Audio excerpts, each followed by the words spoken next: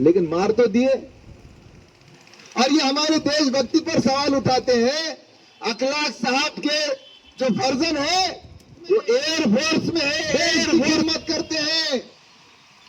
जो कभी अंग्रेजों से नहीं लड़े, जिन्होंने अंग्रेजों की चापलूसी करे, वो हमको इस देश को आजादी दिलाने के लिए हिंदू ने भी खून बहाया है, मुसलमान ने भी खून बहाया है, और बौद्ध, सिख, पारसी, ईसाई सब।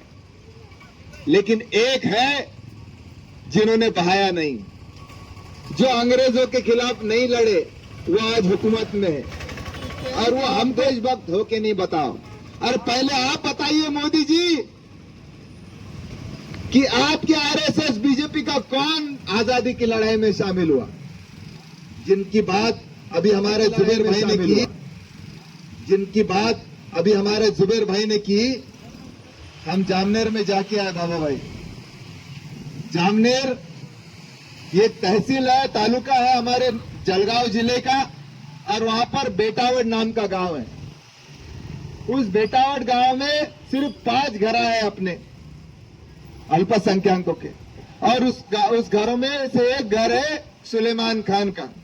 उसके पिताजी रहीम खान जो किसान है, और सुलेमान 21 साल का लड़का जो पुलिस भर्ती की तैयारी कर रहा था, जो वहां के गणपति मंडल में भी सहभागी होता था। ऐसा मिलनसार लड़का, अपने नाक के सिदान में चलने वाला, किसी के आधे में नहीं मधे में नहीं, पढ़ाई करने वाला, पुलिस भर्ती का सपना देखने वाला लड़का ये है। और सुलेमान के पिताजी रहीम खान ये बीजेपी के वोटर है, फिर भी उसको मार दिए। बहाना क्या किए? बोले हिंदू लड़की से बात किए। अरे हिंदू लड़की से बात करना क्या गुनाह है क्या? आप गूगल पे जाएंगे तो आपको यह देखने को मिलेगा कि कई सारे बीजेपी नेताओं के लड़कियां मुसलमानों के घरों में ब्याही है, कई सारे आरएसएस में की लड़कियां मुसलमानों के घरों में ब्याही है। आपको शाहनवाज हुसैन चलता है, आपको अब्बास नकवी चलता, आपको गुलाम नबी आजाद भी चलते हैं, और अटल बिहारी वाजपेयी साहब का वीडियो है, फॉरेन में जाके बीफ खाते सब, वो सब चल जाता। लेकिन हमारा सुलेमान जो गरीब घर से है, उसने बात कर लिया तो गुनाह कर लिया। अगर गुनाह भी कर लिया तो पुलिस है ना भाई, इस देश में कानून है। लेकिन उसको वहां पर पकड़ के मारे, इतना मारे, इतना मारे,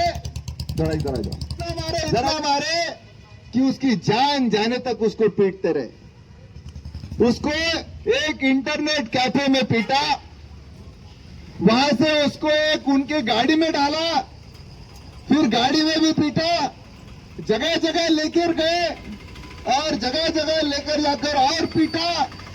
इतना ही नहीं, उसके बेटावड़ गांव में लेके आए, उसके घर के सामने उसके माँ बाप, दादा उनके सामने पीटा।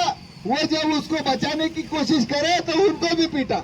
70-75 साल के दादाजी जो सुलेमान के बूढ़े दादाजी हैं, उनको भी पीटा, उनकी माताजी को पीटा। उसके शरीर का एक हिस्सा ऐसा बचा नहीं था जहां पर उसको नहीं पीटा। उसके नाखून तक खींच रहे, नोचे उसके 3-3.5-4 जगह पर ही उसके बाद उसकी जान गई है भाइयों। और जब एफआईआर हमने देखा, एफआईआर है हमारे पास, ये लोग पुलिस को बोलते हैं एफआईआर ऐसा करो कि छूट जाएंगे वहीं से। पुलिस वाले भाई सुन रहे होंगे, सुनो, 4 घंटे मारा है, 4 घंटे। और एफआईआर में लिखा बाबा भाई, दोपहर को 3:40 को घटना शुरू हुई और 3:40 को खत्म हो गई। मिनट भी नहीं चला, ऐसा कैसा हो गया? 1 सेकंड भी नहीं चला। घटना 3:40 को घटना शुरू भी हो गई और 3:40 को खत्म भी हो गई। यह कैसा एफआईआर है? यानी एफआईआर लिखते समय ही आरोपियों को, गुनहगारों को छोड़ने का इंतजाम कर दिए। 10-12 लोगों ने मारे और नाम एफआईआर में खाली 5 लोगों का है। उसमें गिरीश महाजन के भी लोग हैं बोलते हैं, उनका भतीजा है, उसका भी नाम एफआईआर में नहीं है। और इतना ही नहीं, उसके बाद जो सोशल मीडिया पे उन्होंने पोस्ट। अस्सलाम वालेकुम। ये अल्पसंख्यक बोले तो मुस्लिम जो बांधव को जो एक टारगेट बना के रखे हुआ है, ये जो आरएसएस, बीजेपी, ये लोगों ने इतना मजहब के खिलाफ कर दिए भी होता है कि सिर्फ मुस्लिम टारगेट, मुस्लिम आतंकवादी अगर उनका कोई कर रहा है, उनके समाज का, बीजेपी आरएसएस, तो भगवान होता है उनके लिए। अरे इसने ये कर दिया, मस्जिद पे हमला कर दिया, तो उनके लिए वो भगवान बन जा रहा है। क्या बन रहा है? भगवान। अगर कोई भी बीजेपी वाला कुछ भी कर लेगा तो उसके लिए जो तो ये पूरा उसको तो ये अल्पसंख्यक जो तो अपन मुस्लिम है, तो वो हिसाब से जो तो अपने को टारगेट बनाया जा रहा है। ये सरकार 10-11 सालों से यही काम फैलाते आ रही है। आरएसएस इनकी नजीक रहती है, अपने गुंडों को भेजते, बजरंग दलों की संतरी लेके हर काम करते। इससे पहले कभी इतना जातिवाद नहीं होता था। आज जो है तो 80% जो जातिवाद हो गया। हर खेड़े पाड़े में इधर उधर हर टारगेट बना दे रहे, जगह पर मुस्लिम। कोई भी काम हुआ तो मुस्लिम, कोई भी छोटा बड़ा लफड़ा भी हो गया तो ये मुस्लिम को टारगेट बना। कोई एफआईआर दाखिल नहीं होता, कोई नहीं होता, क्योंकि सामने वाली पार्टी अगर अपोजिट रही, हिंदू रही, तो उसके ऊपर एफआईआर नहीं होती। और ये बच्चा जो है जिसकी उम्र जो है 21 साल की उम्र थी, ये बच्चे की ज़िंदगी आगे जाना थी, ये बच्चे ने आगे की ज़िंदगी नहीं देखा, उसको इतनी बेतरीके से नस्कार साहब ने बताया, जबकि मैं कुछ गया नहीं किधर, सब उन्होंने बताया। हमारे जुबैर भाई, इन्होंने हमको बताया कि ऐसा ऐसा इनके साथ हुआ, तो हमने इनको कोऑपरेट कर रहे। आज जो है तो इसके साथ हुआ, कल किसी अपने मुस्लिम बच्चे के साथ होना नहीं चाहिए। सिर्फ इसकी उम्र 21 साल की, जो सिर्फ बात करा लड़की से, हिंदू लड़की से, तो इसको 3.5-4 घंटे मारना, कितने क्या उनका ये होगा है क्या, जहाँ इसको इसके साथ सलूक करा गया, जबकि उसके दादा के सामने, उसके बाप के सामने, माँ के सामने कि जो गलीज हरकत करे इसके खिलाफ अपने को आवाज उठाना है। आज इसके साथ हुआ, कल कोई अपने बच्चे के साथ होगा, अपने वाले के साथ होगा। जब तुम खामोश बैठेंगे क्या? ये अंबेडकर के संविधान को मिटाना चाहते हैं, डॉक्टर साहब, बाबा साहब अंबेडकर, इनके संविधान को मिटा रहे। संविधान को जो है आरएसएस वाले, बीजेपी वाले पूरा ये करते। इतनी बात करके मेरी बात खत्म करता हूँ। अमजद भाई कहाँ गए? मारा गया है, उसके नाखून खींचे गए हैं, उसके कुछ मेन पार्ट्स थे उस पर मारा गया है। तो मेरे भाइयों, हमारा काम है कि ये इसमें आगे हिस्सा लेना, बढ़ चढ़ के हिस्सा लेना। भाई आज सुलेमान के ऊपर जो तो हल्ला हुआ, उसको मारा गया, कल को हमारे ऊपर भी आ सकता है। तो हमारा काम है भाई, 10 मिनट नहीं निकाल, आगे बढ़ के हिस्सा ले चल जा रहे हैं, टपरियों पे बैठे हैं, लेकिन 10 मिनट देने को राजी नहीं है।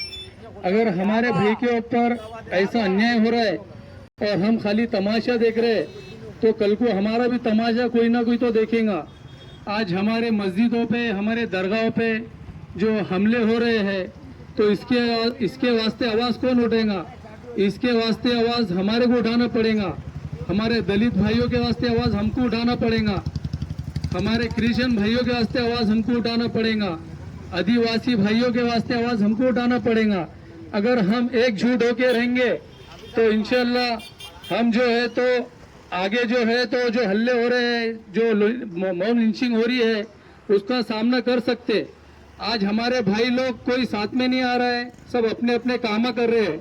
तो मैं सभी से गुजारिश करता हूँ, क्या ऐसे कामों में भाई आगे आया करो। आज जो है तो इतना हमारे फिरोज भी आए और हमारे खुलदाबाद वाले भाई खाली देख रहे और चल जा रहे। तो मेरे भाई आके थोड़ा बहुत यहाँ पर खड़े रहो, थोड़ा हौसला बढ़ाओ, हमारे भाइयों का हौसला बढ़ाओ। हम कैसा है, अपनी 2 बात बोलकर खत्म करता हूँ। जय हिंद, जय महाराष्ट्र, जय संविधान। बौद्ध विहारों पर हमले करना बंद करो, चर्च पर हमले करना बंद करो, पुलिस को तटस्थ रह के कार्रवाई करना होगा। हमारा बच्चा सुलेमान खान, जिसकी कुछ दिन पहले बड़ी बर्बरियत से मॉब लिंचिंग के द्वारा उसकी हत्या की गई और ऐसे इंसानियत से उसे मारा गया कि उसको देखकर इंसानियत भी शर्मा जाए। दिन ब दिन मॉब लिंचिंग के नाम पर, गौ रक्षा के नाम पर खासतौर से मुस्लिम समाज को टारगेट किया जा रहा है, लेकिन सेंट्रल गवर्नमेंट और स्टेट गवर्नमेंट खामोश बैठी, तमाशाई बनी बैठी है। रोज संविधान की धज्जियां उड़ाई जा रही है, रोज संविधान का खिलवाड़ किया जा रहा है।